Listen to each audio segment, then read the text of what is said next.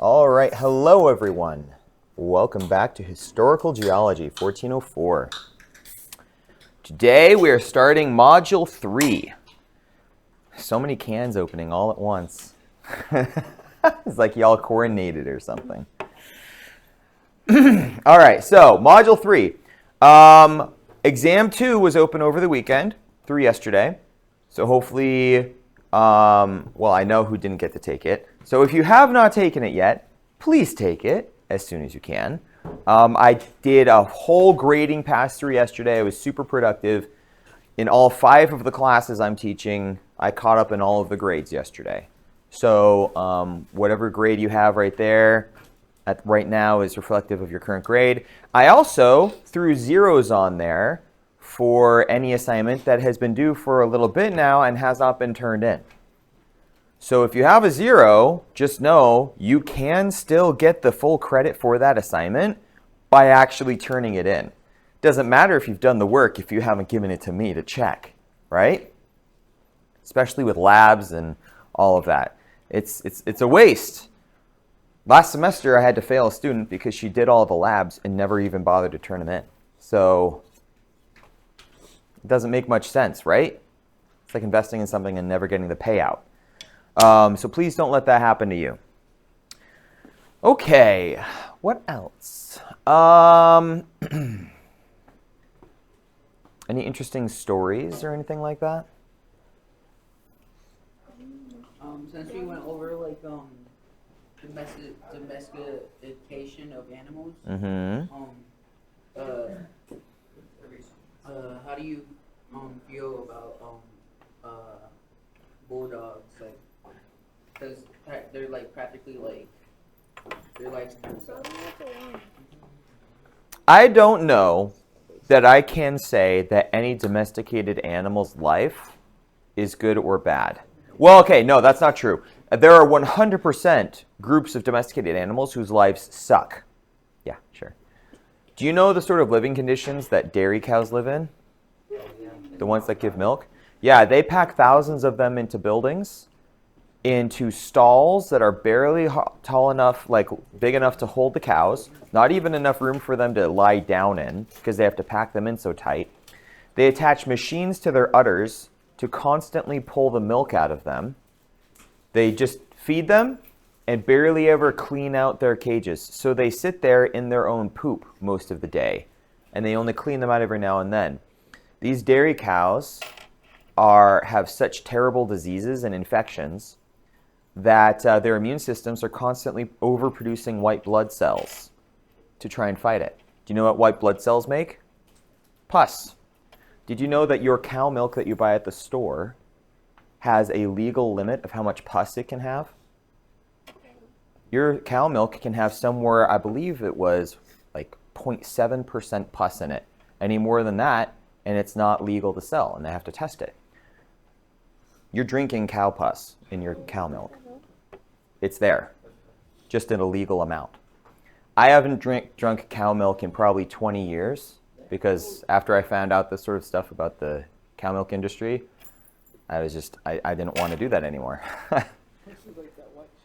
Chickens also have pretty rough lifestyle in the farms that they are grown in. Sheep typically are free range, so that's a little better. Dogs, though, there are dog breeds that are made that would not, like, there is absolutely no way that they would survive in nature. Think of a Chihuahua. Can you see a world where Chihuahuas survive in nature? I can't. Their proportions are all out of whack. Wiener dogs. They have confidence, though, the Chihuahuas. Oh, yeah, the Chihuahuas have confidence until something bigger eats them, right? Wiener dogs. This is not a body design that is favorable in any ecosystem, right?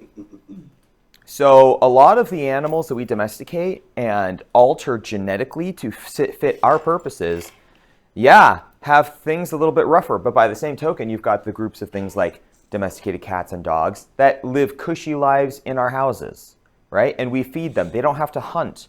Life is cushy that way, right?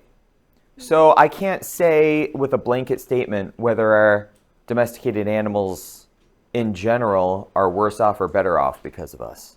We made them and we're responsible for them, but there are opposite extremes of we are being very irresponsible with the things we made, or they're over pampered, you know? Both extremes are present. Interesting question. What else? You'll never look at cow milk the same way, will you? No. It's so funny, man. When I was a teenager, yeah. What cow pus is? What's pus from you? When you have an infection or a zit or something and it gets pus in it, that's your body generating white blood cells to fight an infection. Yeah. So cows do the same thing. They generate pus and it goes in their milk. Regular milk is still cow milk. I have drunk almond milk, coconut milk, and rice milk for the last couple of decades. I think it tastes better anyway. And despite what people say, it's also higher in calcium. People are like, yeah, but you missed out on the calcium from cow milk. No, almond milk has more calcium in it than cow milk does. So it's not really an advantage. The dairy industry is just so big. Do you know why our dairy industry is so big, by the way? Before World War II, cow milk was not a big popular thing. But in World War II, the soldiers needed something cheap and nutritious to keep them going, something that could be sent in large quantities, and something that would not cost the government a fortune to provide to them. And so the dairy farmers were employed to bottle up a bunch of cow milk and cheese and stuff and send it to all the soldiers that were fighting in World War II. It wasn't just America. This was across the world as well. And after World War II, the government had made the cow industry, the dairy industry, so big to support the soldiers that dairy farmers were like, wait, you can't just abandon us now. They actually stored millions and millions of tons of cheese and milk underground while they were working on the infrastructure to start selling it. Yeah, so that's why we have such a massive dairy industry now. It never existed like this before World War II. Only like the farmers, the people that owned the cows, would actually drink the milk before then. Yeah. Sure. Yeah. What they drink, or what they eat cereal like before. Cereal wasn't a big deal. It wasn't a big thing. Yeah. Do you think there's still like milk and cheese underground? It doesn't last that long underground, so probably not.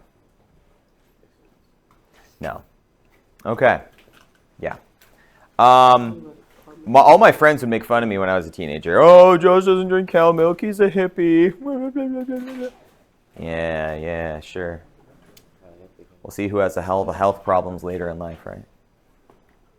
All right. What else? Oh. I have to say this as close to neutrally as I can, although I don't know that there's any particular way I can do it. We've heard me before in my class express some frustration at the president's decisions, right? Yeah, our president. I'm not going where you probably think I'm going with this. Yeah, no, I'm not going to talk about any particular emails that just came out, okay? We're not going there. No. What I'm talking about is the fact that, do you remember how I told you that there's that mission on Mars right now that's been collecting geologic samples? And one of the samples that they just found is the strongest evidence for life on Mars that we have ever found. Residue, chemical residue only left behind by bacteria as far as it goes here on Earth. Now, we would have to bring those samples back here for us to confirm that that's the case, but here on Earth, this residue is only left behind by bacteria. Those samples are supposed to come back in 2035. He just canceled the mission to bring them back, along with about half of every other budget at NASA, which is like, it's not even an effort to save money. The amount of money that NASA would need for that mission is a drop in the bucket compared to the money that every other part of the government uses. It's incredibly frustrating. And it's made even worse by the fact that the Chinese have announced that they are going to go and get their own samples and bring them back in 2028.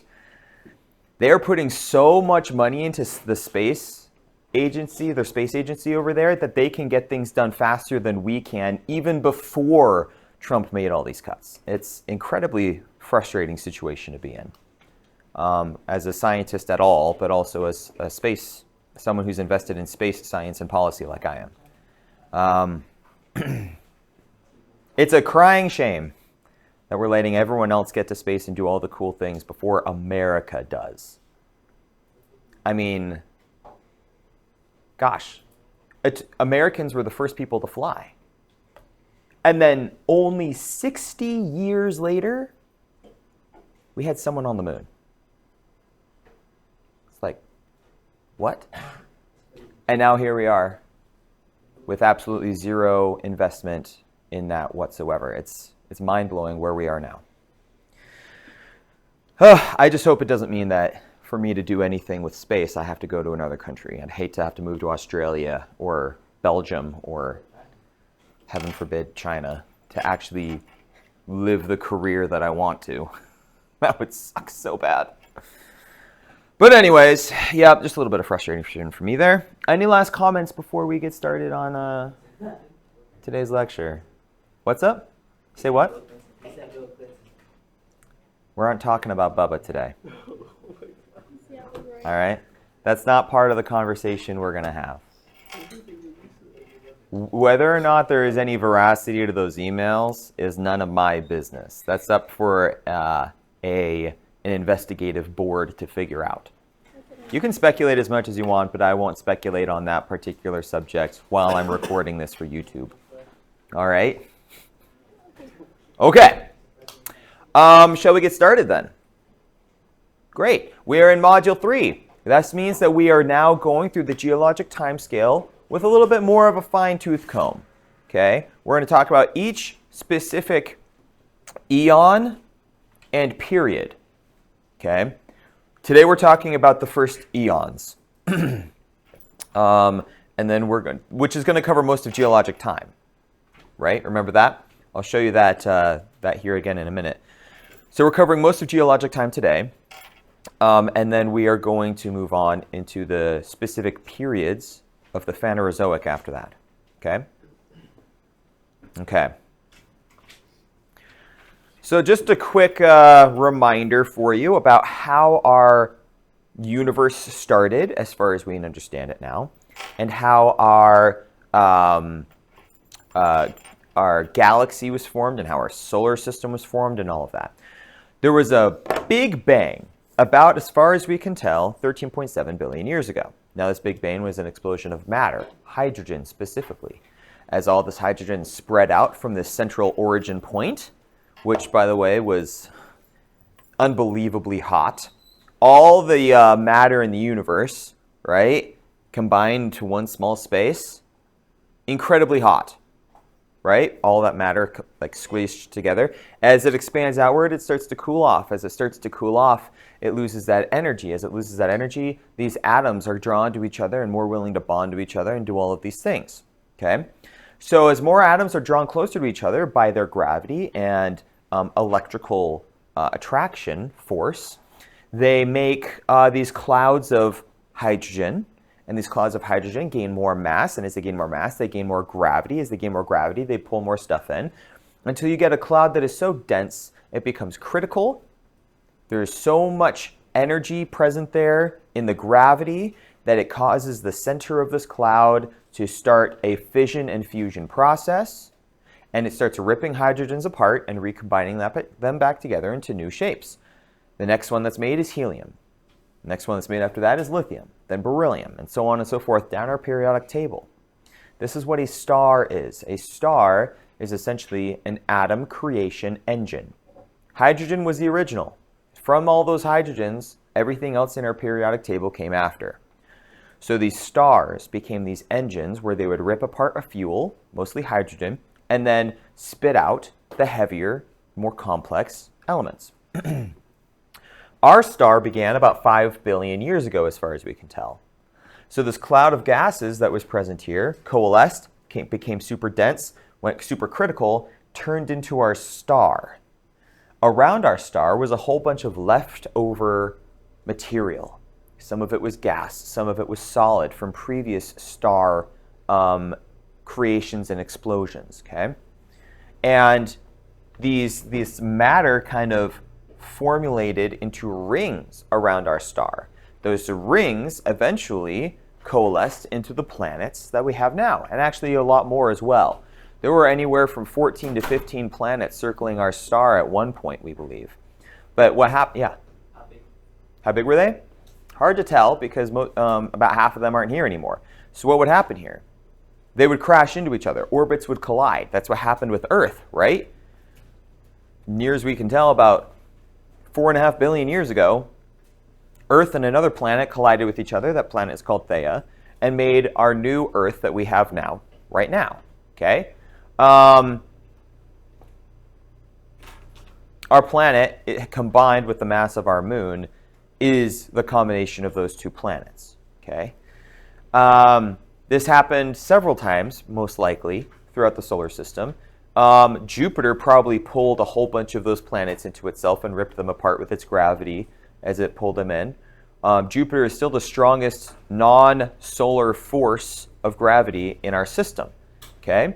The gravity of Jupiter is so powerful that it actually rips asteroids out of the asteroid belt on the outside of our solar system and pulls them into our solar system. And that's where a lot of the asteroids that we have to worry about because they're zipping around inside of our solar system comes from. It's because Jupiter is pulling them from the asteroid belt, where normally they would be too far away to be a problem. But now they're getting pulled in. Okay? So, Earth was formed in one of the nearer orbits. The denser planets formed in the nearer orbits of our star. So our Mercury, Venus, Earth, and Mars, which are rocky, made out of the denser elements. Okay? And then our Saturn, Jupiter, Neptune, Uranus on the outer edge, made out of most of the lighter gases because the less dense elements weren't pulled as close to the sun as they were forming. Okay? So, how do we go about studying things from that long ago? Well, ideally, we would go to the planets and their moons and collect samples. We are only just now being able to do that if we could get them back. But the alternative, though, when we can't do that, is for material to come to us. How does that happen? How does material not from Earth come to Earth?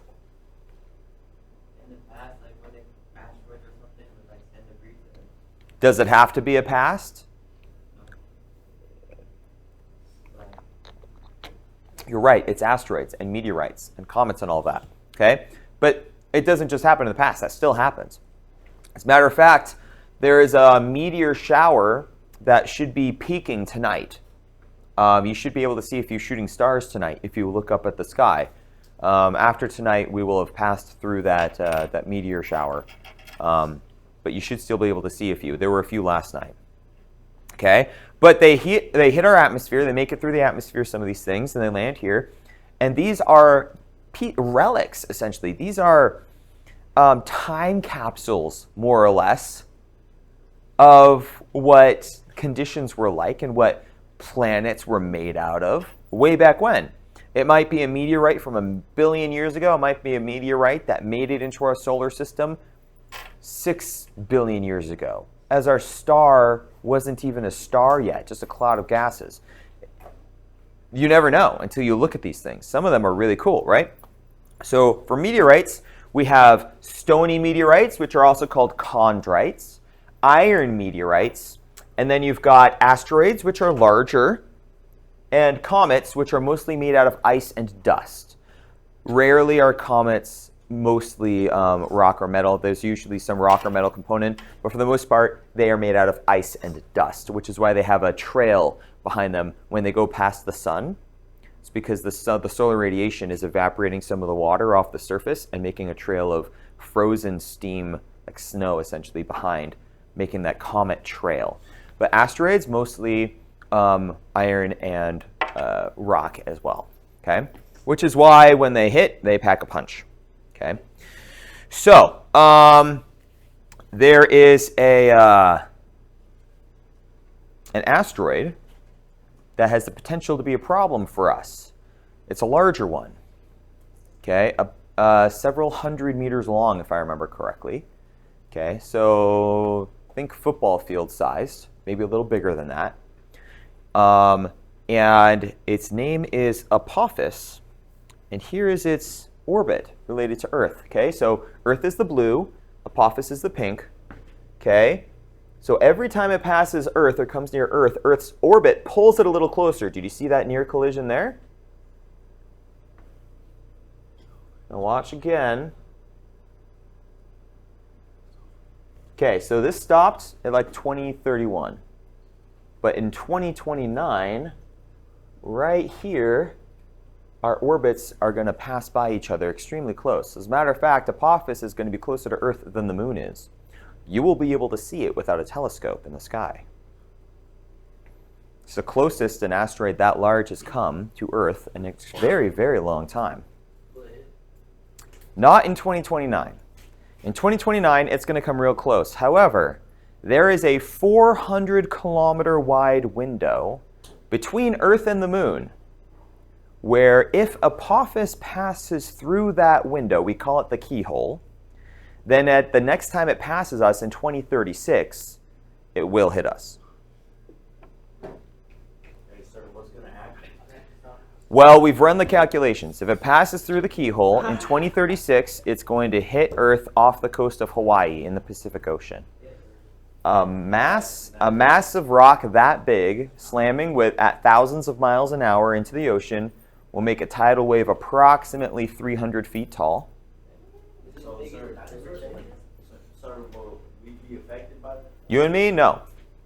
Almost everyone on the Pacific coast would die, which is about 22% of all population on the planet. Now, why can't it not reach us, though? Like, you know? We are too far from the Pacific Ocean. Yeah.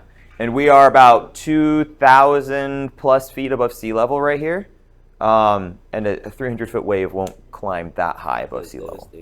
However, everyone in California, Alaska, Japan, definitely Hawaii, the north coast of Australia, Micronesia, Polynesia, Indonesia, southeast China, northeast Russia, Korea, the west coast of South America, all those places would get hit by a gigantic tsunami. So, that's not great, right? Everyone is watching this thing very, very, very closely. Very good reason to invest in space infrastructure. Sorry, I'm a little stuck on that. Here's the fun fact. When they found this thing years ago, they named it Apophis. That was before they had the technology to track its orbits and its potential collisions. Now we have the technology and we know how much of a threat it is. Do you know who Apophis is? The name they gave this thing before they knew what a threat it might be to us was Apophis. It's the Egyptian god of death. Hopefully not foreshadowing, huh? Anyways, the European Space Agency and NASA, before it was substantially defunded, and several other space agencies have been working overtime for, the better part of a decade since we've known the potential danger of this thing, to establish technology specifically meant for deflecting this kind of threat. Now, why am I using the term deflecting? When you watch a movie about an asteroid that's going to hit Earth, like Armageddon, have you guys ever seen Armageddon? Deep Impact? Greenland? What's the number one thing people do when there's a threat to Earth? They shoot nukes at it! What's the problem with sending an explosive in space? What makes an explosive explosive? The presence of an atmosphere. In a vacuum, you blow something up, nothing happens. There is no oxygen to consume. There is no fireball. There is no shock wave. There's no atmosphere for shock wave to travel through. So basically, we're just throwing a giant metal thing at a rock. Yeah, you're just shooting a plastic and metal tube at a rock if you try shooting a missile at it in space. A nuke might be able to work if what we are looking at is in fact a comet. A comet being made out of ice. When you bombard it with radiation, like from a nuclear blast, it's going to flash vaporize the ice on the side of the comet that you exploded that thing on, which will essentially make a jet of gas this way, steam, blasting off the surface this way.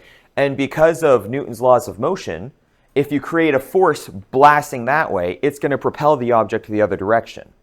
So that's the only situation in which a nuke might work for this sort of thing, okay? You set off a nuke here, make a jet of steam off this side of the comet, and it propels it off that way. However, that's very unpredictable. You don't know what direction exactly it's going to go off into, or if it's going to start a spin.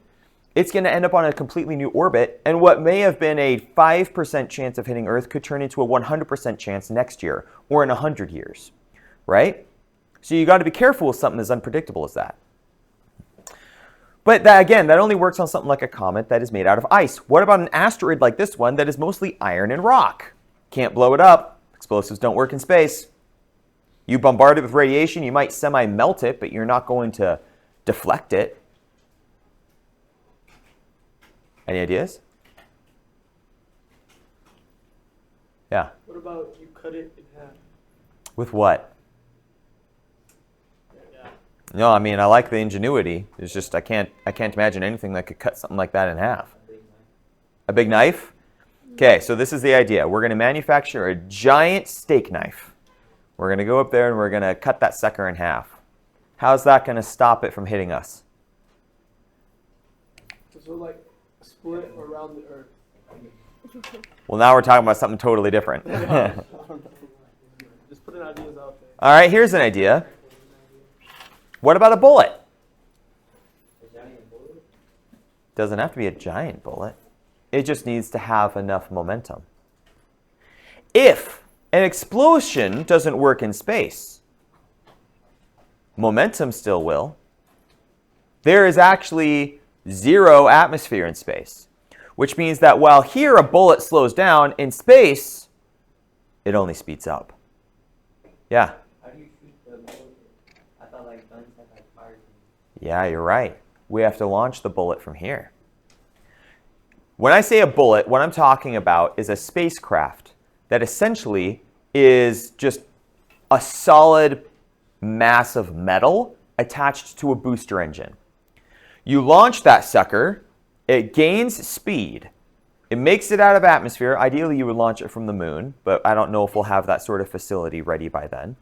But either way, you launch it, and it flies through space, only picking up speed. It never loses any speed because there is no atmosphere to slow it down. It's picking up speed faster and faster and faster and faster. And it's going faster and faster and faster and faster and faster following this orbit, and they launch it at just the right angle, taking into account the gravity of the sun, the Earth, and Jupiter, which would change its trajectory, okay? All of the gravitational forces, it picks up speed, speed, speed, speed, speed, speed, speed, until finally it hits. And if it hits at just the right angle, based upon calculation, right, at the right momentum, it transfers that momentum into the asteroid and boop, knocks it off into a new orbit. That's the idea. They actually successfully tested this on a small asteroid a few years ago. It worked. All they need to do now is make a bigger one for this asteroid and do the math and make sure that math is darn right. Because what you don't want to do is crack the sucker and break it into smaller pieces, because instead of dealing with one big rock, all of a sudden you're dealing with a shotgun blast of smaller ones, right? There are pros and cons to that. But one big rock landing in the ocean versus 6 smaller but still deadly rocks potentially hitting major cities across the globe, we're talking about different catastrophes here. We want to avoid both. Yes? What if you shoot those smaller that's so much more math and so many more resources that we'd have to put together much, much faster, right? Every year we wait to do this is increasing the likelihood that if the first mission fails, we don't get a second try. That's why everyone is preparing the technology right now and then kind of biting our fingernails until 2029 when we see whether this thing goes through the keyhole.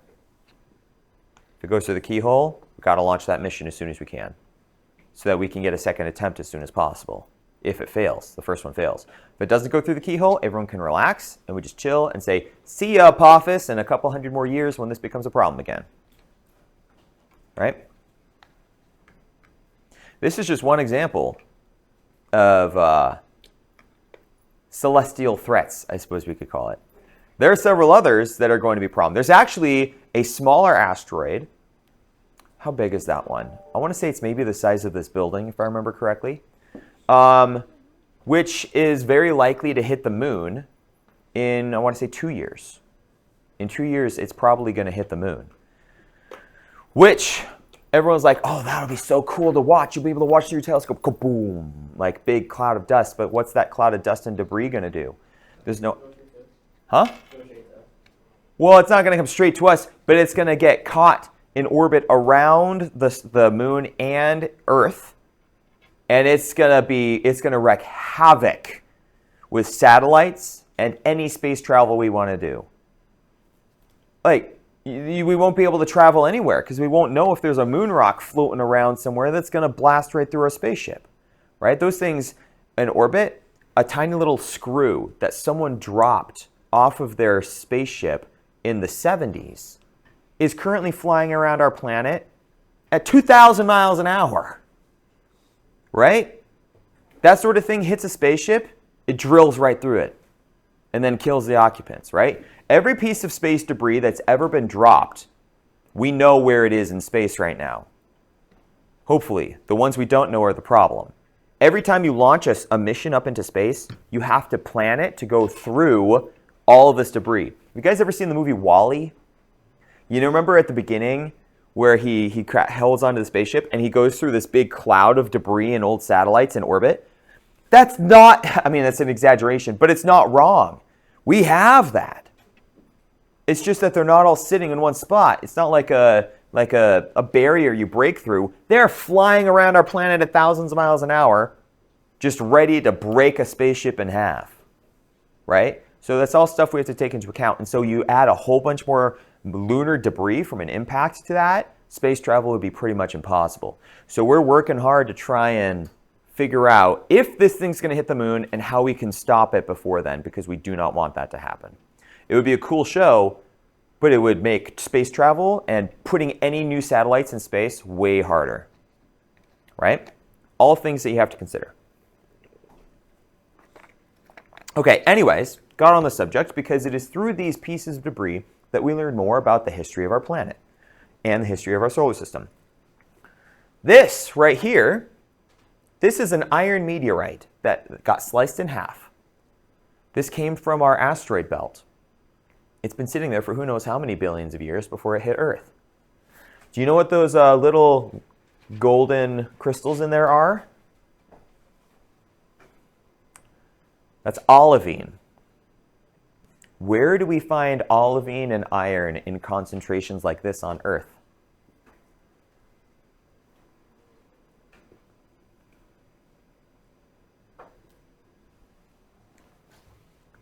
In the ocean? Where does this rock come from?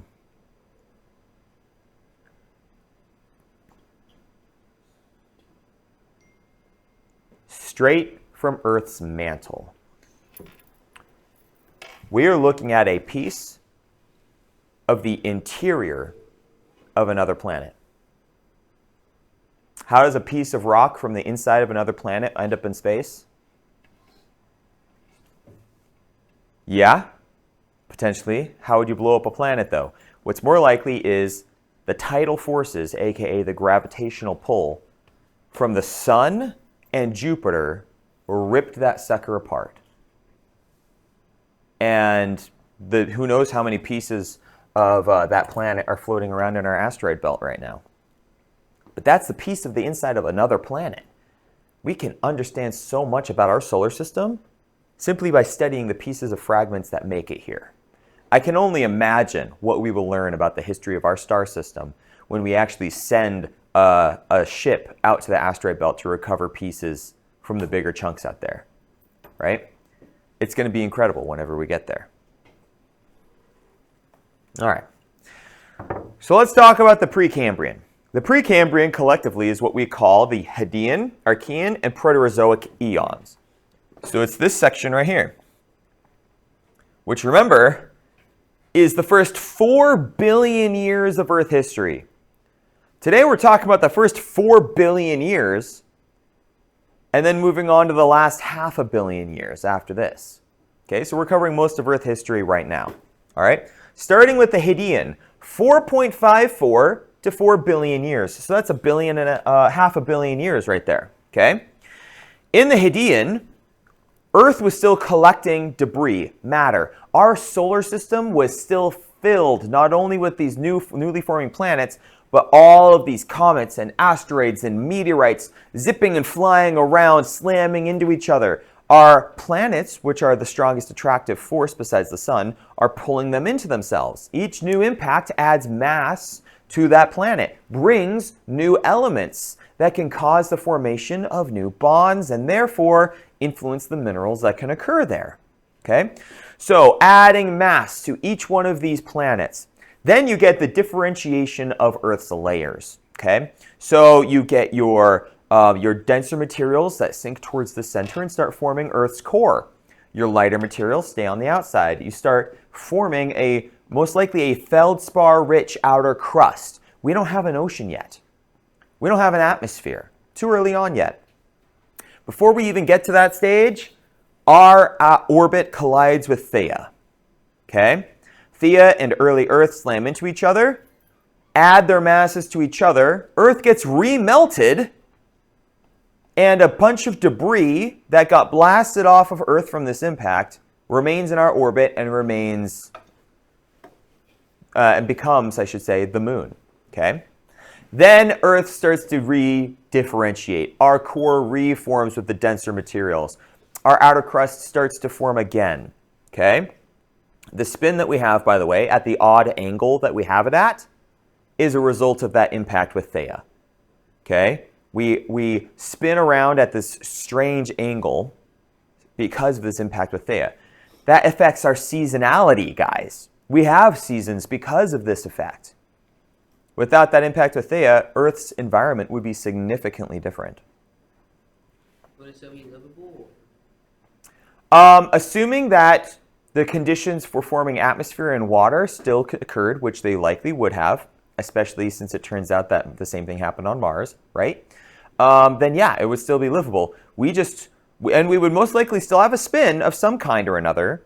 It would probably not be as exaggerated or at the same angle, and so we would not experience the same seasonality, which gives you some perspective. If there was another Earth-like planet that we went to, maybe in the Sirius or some other Betelgeuse, some other nearby star system, if we ever got there and there was a planet so close to Earth that we could live on there with the atmosphere and the water being the right thing, the likelihood that it also has a spin that gives it seasonality, almost non-existent. So you would have much less variety in seasonal conditions on any other planet except Earth, unless the same thing happened to give it that kind of a spin. Very unlikely. Okay. Come on.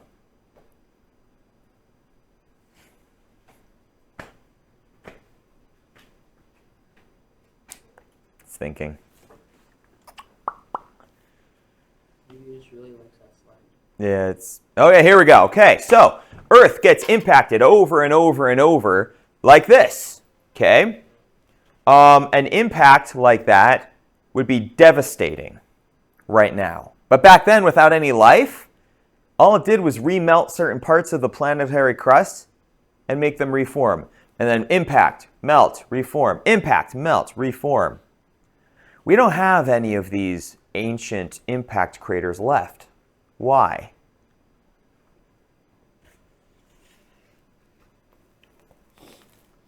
What's happened between now and then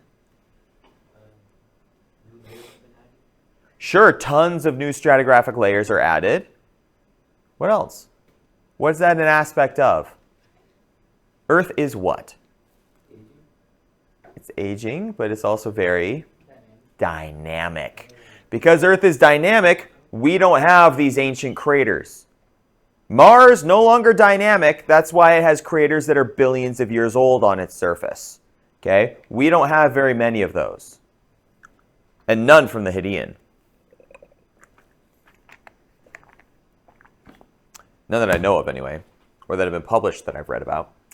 Okay, so every time one of these comets or asteroids impacts us, it brings new elements, including water. Water, very common compound, very common bond in our universe. We look out there with our telescopes and we see water atoms everywhere, water molecules everywhere, okay? So water is coming in, as are other gases, other volatiles, they're being added. We start to see convection.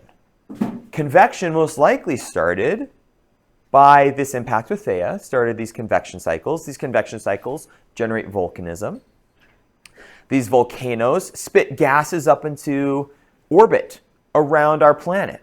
Eventually, after enough time, this volcanism and these constant impacts introduce enough water and gases that we start forming an atmosphere. Now, this atmosphere was most likely very high in things like, yes, water, but also loose hydrogen, hydrochloric acid, and you know what that is? Ammonia. It's ammonia, right? So nitrogen, three hydrogens, ammonia. Very little to no free oxygen present here. By the way, you don't want to breathe in ammonia, right? You make an atmosphere like this, it melts your lungs if you breathe it. Okay, I'm not even joking. It would kill you like instantaneously. But this is what our early atmosphere looked like. Okay, what it looked like. And then we start forming an ocean. Water starts to collect on Earth's surface. Okay, also not water. Liquid ammonia probably was present there. Methane probably around as well after some time. Okay, this Earth's surface also extremely hot because not only do we not have an atmosphere to stop solar radiation from impacting the surface, but also after a while, the atmosphere becomes filled with something like greenhouse gases, and so it starts to retain heat, very similar to what Venus does now.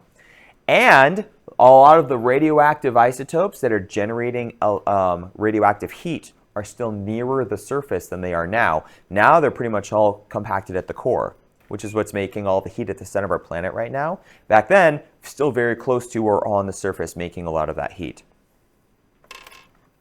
Okay, Earth layers finished differentiating at the end of the Hadean. So we have that distinct crust, mantle, core distinction from each other, okay? Our crust is still mostly flat. We don't really have a continent or an ocean basin crustal differentiation yet. It's mostly just feldspar minerals that made some formation of, probably would have been some weird combination of maybe like basalt with some intermediate stuff in there, okay? However, towards the end of the Hadean is when we start seeing what we call protocontinents. What this Bowen's reaction series starts having an effect. As more of the denser materials are sinking inward and the lighter materials are staying on the outside, we start seeing Bowen's reaction series have an effect, changing the composition in magmas that are pushed up to the surface by volcanoes over time. And so we start seeing these more or less islands of lighter silicate rock show up on our Earth, on the surface. Because they're lighter silicates, they have less density. They sit a little higher on top of the newly formed mantle. And so, yeah, we start to see highlands and lowlands. And while our lowlands are getting filled with water, the highlands are staying dry. And we call these protocontinents. It is around these protocontinents that the first actual continents that come later are built. Because the protocontinents just keep hitting each other. They run into each other as convection is pushing them around Earth's surface. Protocontinent slams into protocontinent, becomes a little bit bigger. Another one slams into that. Another one slams into that. Okay? Everywhere you see on this map that is this dark brown color is Precambrian rock from way back then.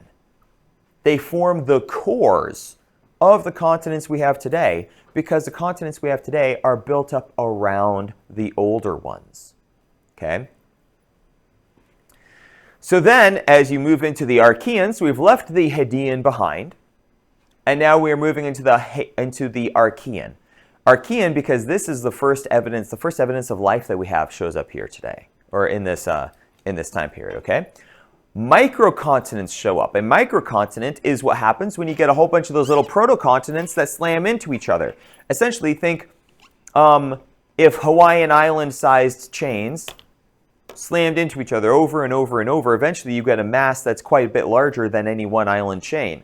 That's a microcontinent, okay? Because of how thin Earth's crust was at this point in time, convection happened very quickly. And so things like collisions and divergences, all of these were happening much, much faster than they were now because the crust was so much thinner than it is now, okay?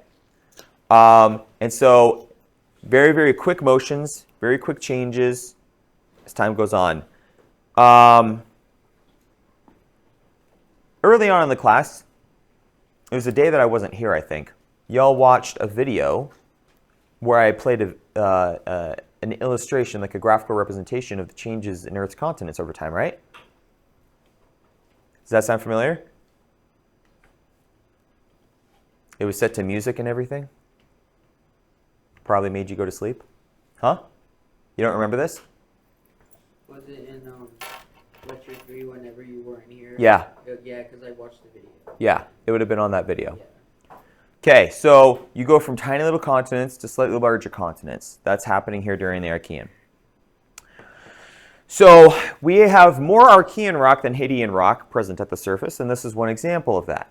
These are pillow basalts that were pushed out of Earth's surface during the Archean and have been slightly metamorphosed, which is why they're green. They've gone from being a pure basalt to slightly metamorphosed, so there's a little bit of chloride in there making them green. But you can still tell that they were pillow basalts by the shapes that are present in there, okay? These have just been changed and weathered at the surface because of how old they are, okay? We call these greenstone belts. A greenstone belt is slightly metamorphosed igneous rock from the Archean, and you can find those, let's see, I have a piece of greenstone from Canada. And then there's a greenstone belt in South Africa that I want to go to one day. There's not very many of them, but you can sometimes see them exposed at the surface. All right, now we get to the really cool stuff about the Archean. In the Archean, we see the advent of these things called banded iron formations. I have one right here. This is a banded iron formation. What do you see? What colors are here? Red and some gray. What makes things turn red? Iron. Oxygen oxidizing iron. Good. Coal, right? Huh? Coal. Coal? No. No. Coal stays, you can oxidize coal, but that's how you make a fire, right? It doesn't turn red. Okay? You've got red layers and gray layers. The red layers clearly indicate the presence of what in the atmosphere and water? Oxygen. However, I just told you what the composition of the atmosphere was. Was there any oxygen there? No. This, my friends, is the first evidence of life. In an environment, in a world, right? Sound like a movie trailer? In a world without oxygen, right? One bacteria can save it all, right? That's actually what happens. I'd watch that. You'd watch that? Yeah. Okay. I'll get the guys in Hollywood on it right away. Okay, so we've got this world without any free oxygen, but then all of a sudden, oxygen starts appearing for no reason that we can find chemically. We start seeing oxidized rock in these layers. There's only one explanation for this: the development of life. The first Archeans. Remember, archaeans and bacteria are related, but not the same. Archaeans came first. Bacteria diverged from them. Archaeans pull in those greenhouse gases. They pull in those methanes and ammonias and carbon dioxides and water. And they use chemosynthesis to break them apart and spit out the constituent elements. And you know what they don't want? Oxygen. Oxygen is a waste product of what these archaeans used. They just spat that oxygen right out. And so we start to see an increase in oxygen in Earth's atmosphere and in the oceans, creating these red layers of oxidized iron. Each layer representing a period of oxidization.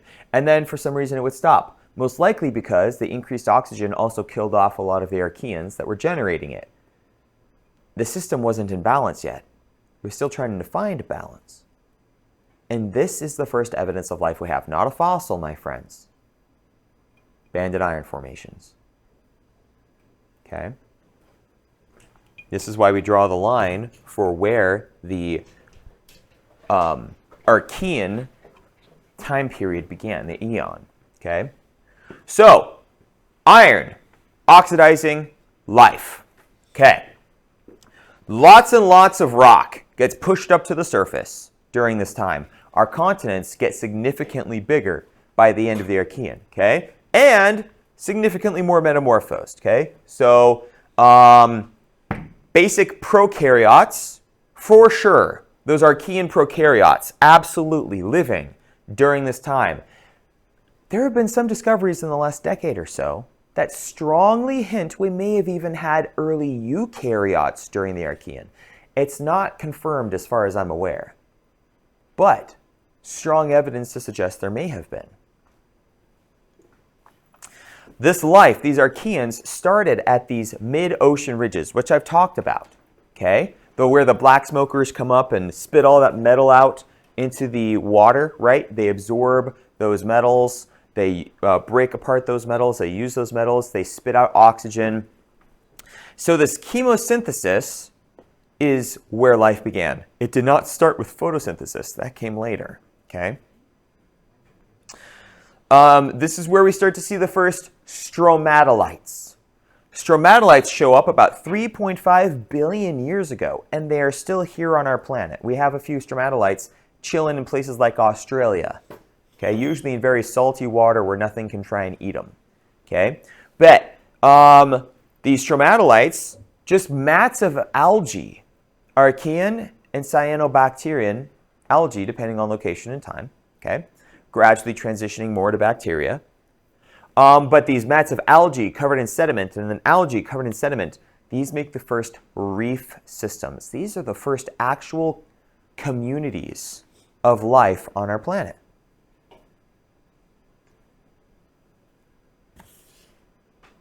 Any questions about the Archean?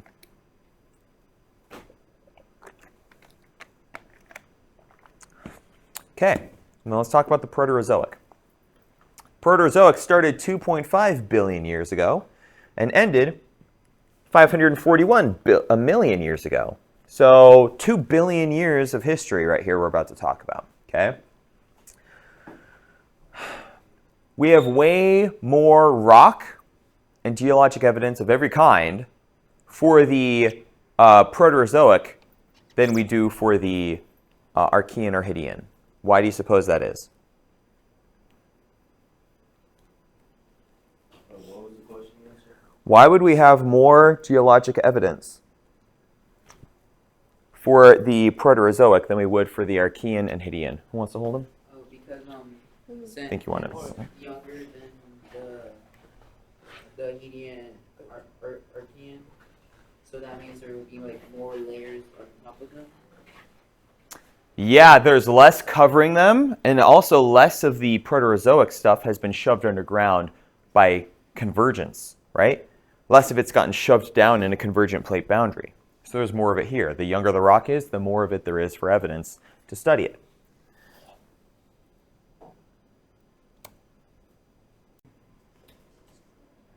All right. We are back. I'm just going to get this started again. I needed to go grab my other snake. I'm trying to acclimate her to being used to being around people and in the classroom environment. This is what I did with Diablo. She's way snappier than Diablo ever was, so I got to expose her to it a lot more so she gets comfortable to it. All right, where were we? Okay, so now is when I start telling you about these things called orogenies. Okay, these are things you are going to want to take careful note of. So you might want to poke her.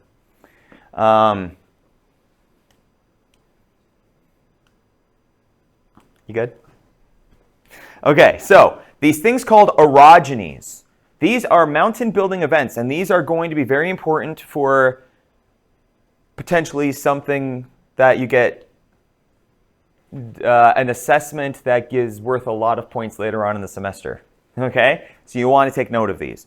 Okay, so the first orogeny, which is a mountain building period that we're going to talk about, and by the way, there were older ones than this, and there are way more than the ones I'm telling you about. I'm only telling you about the ones that are relevant to North America because that's where we live, and there are way more that I don't have time to tell you about. Okay, so only the ones that are relevant to North America. Okay, this is the Wapme orogeny. This occurred 2 billion years ago. So you can see these blue areas here. These are relics. These are ancient pieces of old microcontinents that developed during the Archean. Think of them as the remnants of those big island chains that kept slamming into each other, right? Well, here, 2 of them slammed into each other, making a large mountain range. We call it the Wapme origin. It occurred right here. So this is called the Slave Province in northern Canada. That's a remnant of the old microcontinent that was there. And then another chain slammed into it, making this mountain range. The bits and pieces of it are still left up there, which is how we know how old it is and all of that. Okay? But it significantly contributed to the formation of what would later become North America. Let's see. Okay, during the Proterozoic, Earth was very cold. Why? Why was Earth hot before? Why would it stop being hot? Any ideas?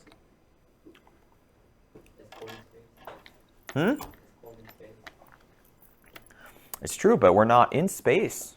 Well, Earth has an atmosphere now. Some mountains were being formed. That means that they passed the snow line, which meant that more glaciers are being made.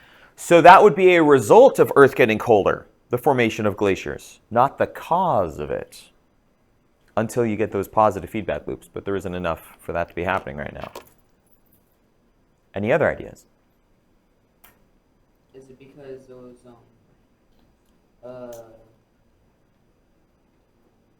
what made Earth hot, like the explosions and the colliding in space stopped happening because Earth became more dynamic? Okay, so that's part of it. We definitely have fewer collisions. We have less radioactive isotopes near the surface. That's definitely part of it. But it's a slow, gradual thing. Earth got real cold during the Proterozoic. What did we just talk about is happening? What's the big thing that happened in the Archean? The development of what?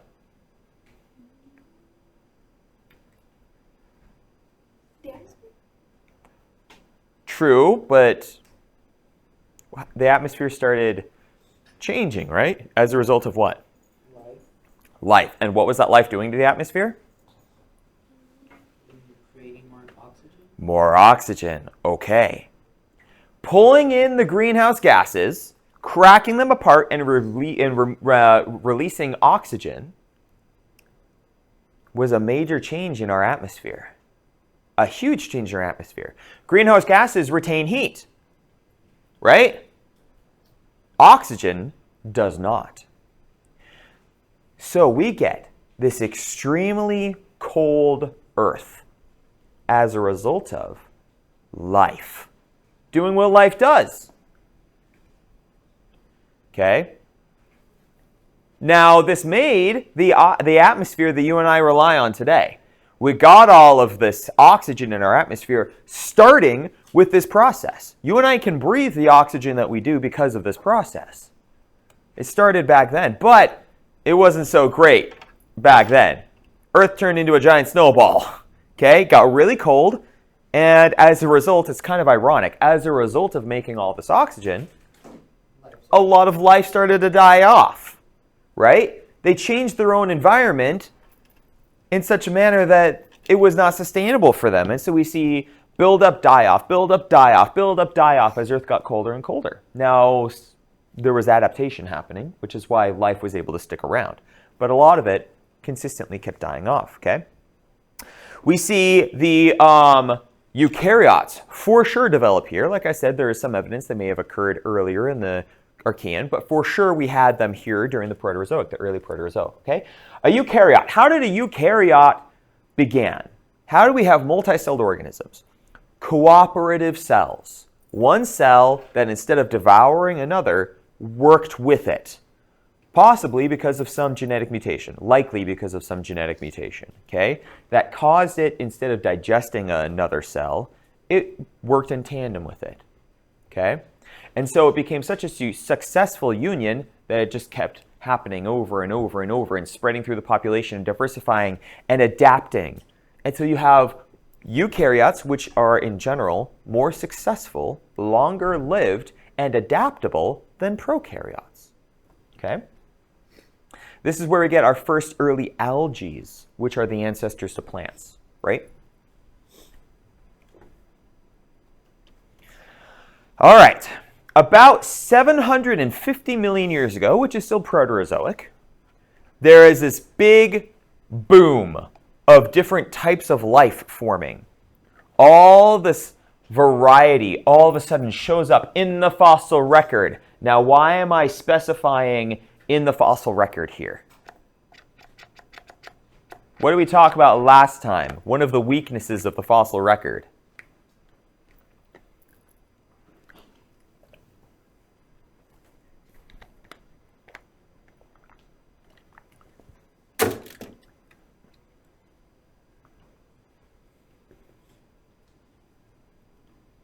It's difficult to find the exact date of fossils. That can be true, but not what I'm specifically talking about here. Our fossil record is only as good as the fossils we find. If there are fossils missing from things that never got fossilized, or things that did get fossilized, but not many of them, and we just haven't found them, our entire knowledge of the fossil record is dependent entirely upon one thing: the ones we find. The fossil record is incomplete either because things didn't get fossilized or because we just haven't found them yet.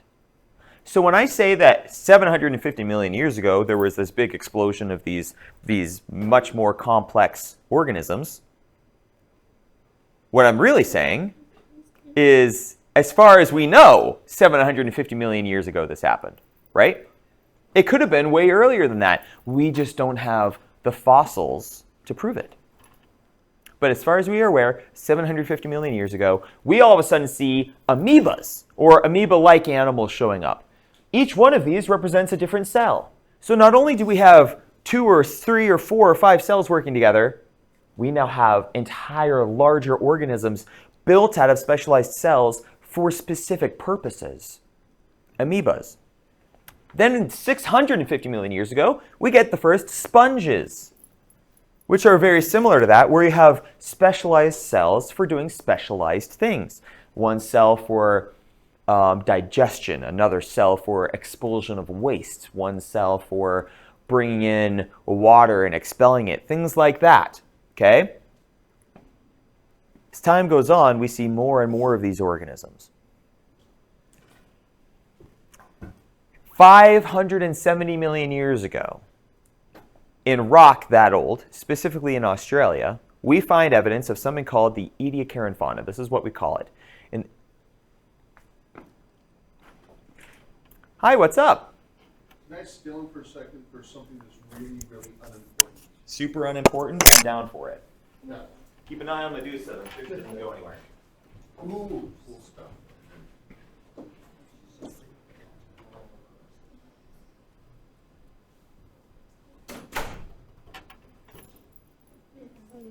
What if the snake comes? Well, this is actually interesting. It's the everything.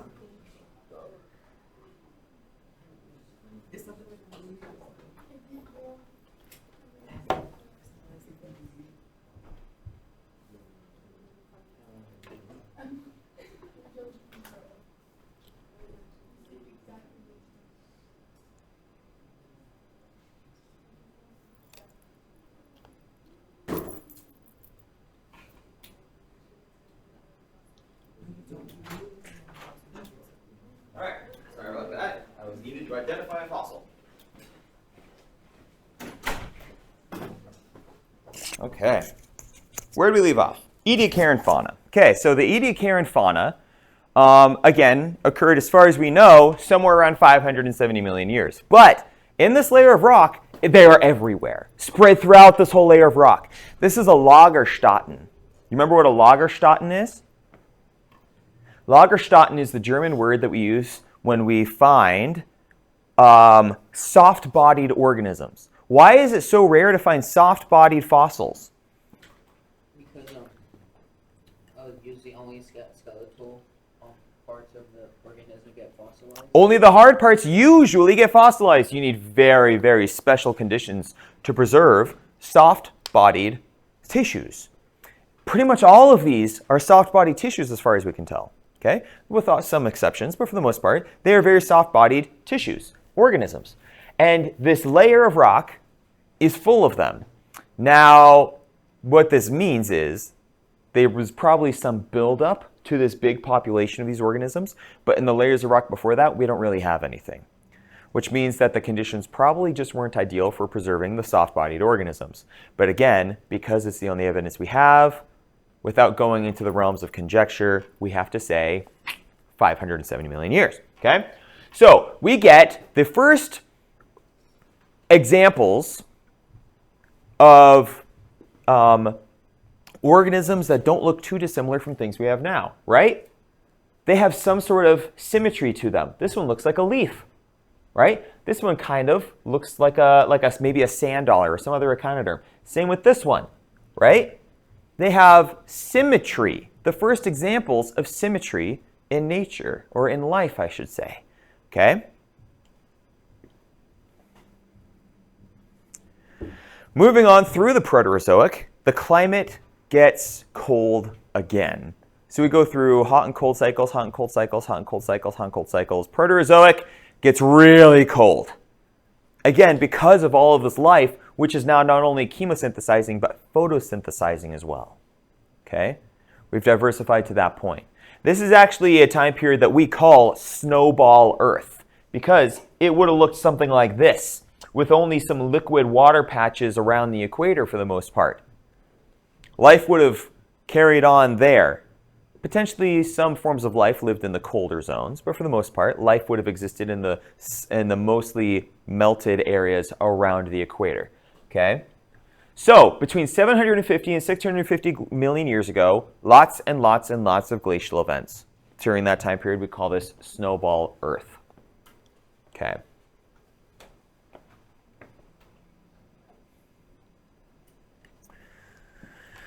Our microcontinents continue to grow through processes we've already talked about. Island arcs getting shoved on top of the protocontinents, making them larger and larger as time goes on. Each continent continuously getting larger. Again, we did not have the continents that we do now.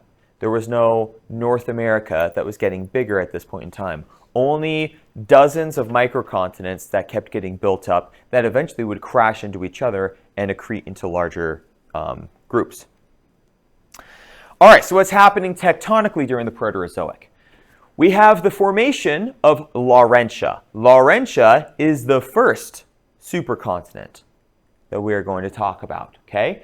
It existed from 1.95 to 1.85 billion years ago, and it is a combination of the land masses that are now North America and Greenland, okay? We will see Laurentia again in the future, by the way. It recombines back into itself later on. This is just the first time we see it, okay? Then later on, after the breakup of Laurentia, Nuna shows up. Nuna appeared from 1.8 to 1.4 billion years ago. This is Nuna, right here. So let's see what Nuna's got. It has Laurentia. See, here's North America right there. This is Greenland right there. So these two together make Laurentia. Baltica, which is most of Europe now. South America is this bit right here. West Africa, Siberia, India, China, Australia, and Antarctica. All of them combined into the supercontinent of Nuna. Right there. It got rifted, and then a divergent plate boundary appeared in the middle of Nuna, which is going to split it up here in a little bit. After it breaks up, the Rhodinian supercontinent, Rodinia, appears from 900 to 630 million years ago. Okay, so here is Rodinia right there. It has Laurentia, Antarctica, South China, and Australia right there. Okay, it gets rifted apart later on. Okay, 630 million years ago. Here's that rift system that developed that pulled it apart from itself. Then we get Pannotia, 625 to 550 million years ago. Then after that, Gondwana land. Now, here's the thing. Rodinia is a combination of Australia, China, Antarctica, and Laurentia. It breaks apart. Laurentia and Africa, Baltica, and South America recombine. So Laurentia leaves this party, basically, goes across the ocean, and joins this party to make a new supercontinent. Then Pannotia breaks apart, and Laurentia leaves the party, and Africa, India, and Australia and South America make the next supercontinent. You see what's happening here? Our continents are essentially unzipping from each other and moving across the planet based upon whatever the convection tides, convection cycles underneath the crust are doing. They are crunching into each other, unzipping, crunching into each other, unzipping, crunching into each other, unzipping, adding mass to each other each and every time. Okay? That's how these supercontinents form. The Grenville orogeny occurred 1.1 billion years ago. This happened when Laurentia got impacted by a whole bunch of other, it's one more slide back, a whole bunch of other land masses, microcontinents, which added substantially to the size of North America. So here is Laurentia, and this zone here, this kind of barred-in zone right there, that's how much mass got added to it as a result of the Grenville orogeny. That is a significant amount of collision that happened, making this a very significant orogeny to take note of. Okay, the Grenville orogeny, 1.1 billion years ago.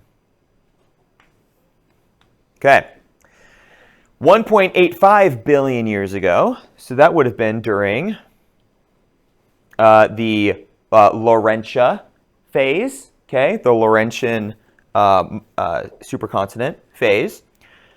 Earth was hit by a gigantic asteroid. And when I say gigantic, I mean huge. Way bigger than the one that killed the dinosaurs. Okay? The biggest impact Earth had probably seen since the impact with Theia. Why do I say that? This impact was so powerful.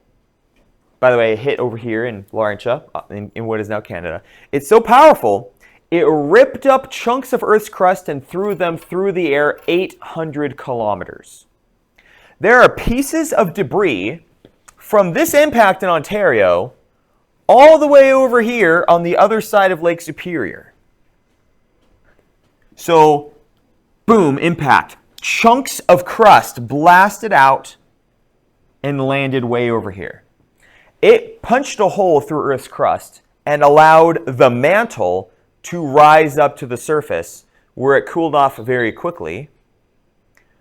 But what this has done, not only is this really cool just in concept, it's also really cool for mining reasons. Why? Because the mantle is full of all sorts of metals that we really like. We need all of those metals, right, for the various things that we produce. Because the mantle is so much closer to the surface in this crater, lots and lots of major mining companies have mining operations built on top of that crater. You have to drill down through only a very thin layer, relatively speaking, of crust to reach that impact zone than you would to reach the same amount of material anywhere else. So lots of mining goes on there. Okay? That's called the Sudbury impact. Any questions about the Hadean, Archean, or Proterozoic eons?